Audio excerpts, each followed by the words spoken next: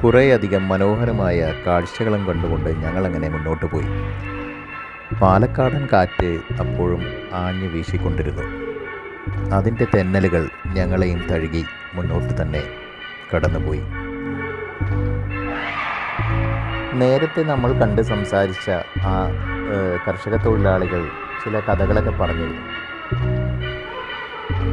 ആ പരിസരത്ത് തന്നെയുള്ള ഒരു പാലമരം, അതുമായിട്ട് ബന്ധപ്പെട്ട ചില കാര്യങ്ങളൊക്കെ അല്പം പേടിപ്പെടുത്തുന്ന കഥകളായിരുന്നു അതൊക്കെ. പക്ഷേ ഒരുപാട് വിശദാംശങ്ങളിലേക്കൊന്നും ഞങ്ങൾ പോയില്ല.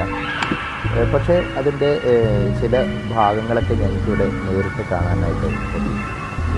കാരണം ഒരുപാട് മുൻപ് ഇതേപോലെ ഈ പാലമരത്തിലായിരുന്നു ആത്മാക്കളായിട്ട് അല്ലെങ്കിൽ ഇത്തരത്തിൽ ഉള്ള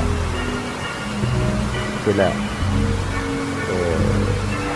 എന്താ പറയുക, ആത്മാവുകളെ കൊണ്ടുവന്ന് ഈ കാണുന്ന പാലമരത്തിൽ തറച്ചിരുന്നു.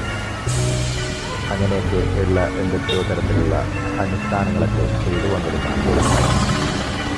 എന്തായാലും അതൊക്കെ കടന്ന് ഞങ്ങൾ മുന്നോട്ട്